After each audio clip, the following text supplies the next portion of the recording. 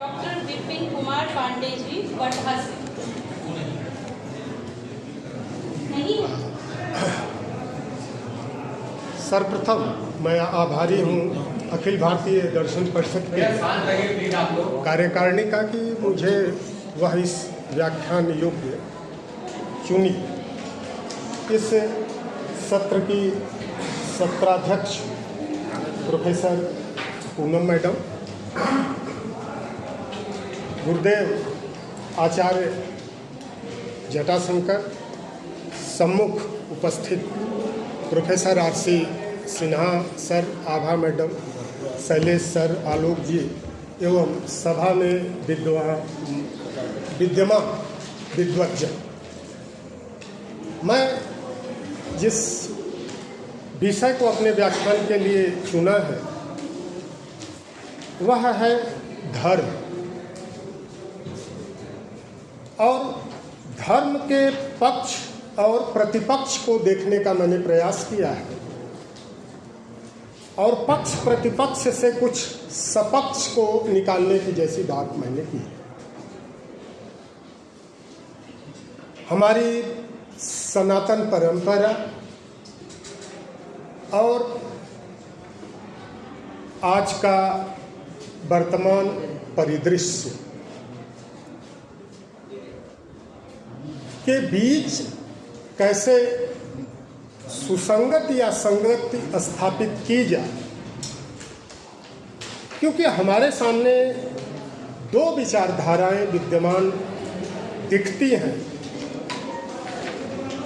मजहब नहीं सिखाता आपस में बैर रखना, और सही बात है कि धर्म जो है, जो विभाजित करे वो धर्म नहीं है।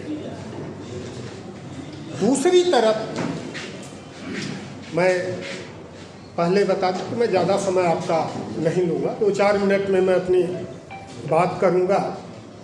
इसलिए दूसरी तरफ यह है कि धर्म के इस पक्ष को लेकर के, क्योंकि भारत में धर्म जो है वो कई स्टेजेज में गुजरा। धर्म कर्म के रूप में, धर्म व्यवहार के रूप में, फिर धर्म अध्यात्म के रूप में, और धर्म की एक परिभाषा जो धृति क्षमा दमो अस्तेयम शौचम इंद्रिय निग्रह धीर विद्या सत्यम क्रोधी दशकम धर्म लक्ष्य, एक नैतिक मोरल कंडक्ट के रूप में धर्म विकसित हुआ। दूसरी तरफ इसको अध्यात्म से जोड़ने का प्रयास किया गया। ये संपूर्ण विश्व जो है ये धर्म पर ही प्रतिष्ठित है, और धर्मस्य तत्त्वं निहितम गुहाय, और ये इतना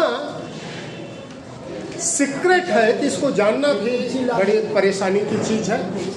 तो जाने कैसे? महाजनो ये न गत सब। ये एक बात हुई। दूसरी बात जो उभर करके सामने आई वो ये आई कि इसी परंपरा में आचार्य मोहन गोकुलदास जी, चतुर्सेन शास्त्री और पंडित राहुल संकृत्यान का ये स्टेटमेंट है, मजहब ही है सिखाता आपस में बैर रखना। सहमत हो सकते हैं, असहमत हो सकते हैं, इसमें आपको पूरी खुली छूट है। और ऐसे धर्म की क्षय उनकी किताब ही है। खैर, ये दो पक्ष खुल करके सामने आते हैं, लेकिन इन दोनों में धर्म का बाह्य पक्ष और धर्म का आंतरिक पक्ष, अगर मेरी बात से किसी को कष्ट होगा तो मैं करबद्ध प्रार्थना। अभी कुछ दिन पहले अमृत पान चल रहा था और उस अमृत पान में तमाम लोग दुर्घटनावश काल कवलित हो गए। लेकिन कुछ ऐसे चीजें आई कि ये जो है सशरीर मुक्त हो गए।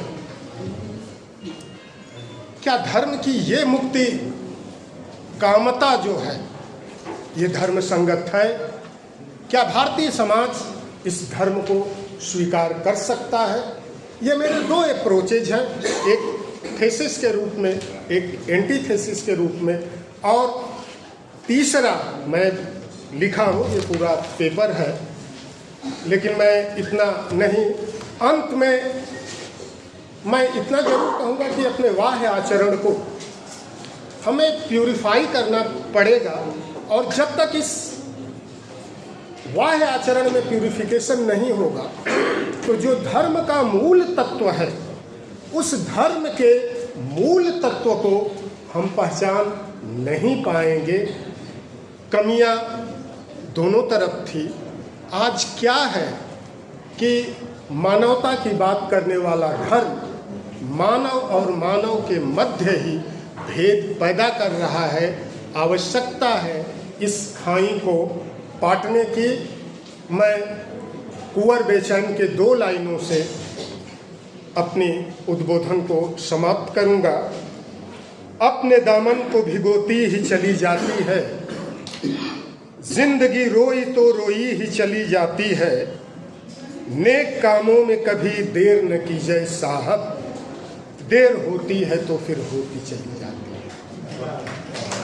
मतलब ये है कि अगर हमारे अंदर कुछ ह्यूमन कॉन्शसनेस जैसी चीज़ है तो वो चीज़ जो है हमारे व्यवहार में आनी चाहिए। और धर्म का मूल तत्व ही है कि समरसता स्थापित करना, निर्वैरी निहकामता।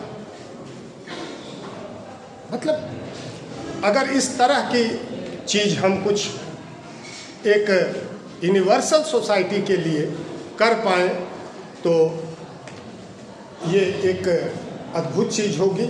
नहीं कर सकते तो प्रयास कर सकते हैं। इस कामना के साथ मैं पुनः आप सभी को धन्यवाद देता हूँ। बहुत बहुत धन्यवाद।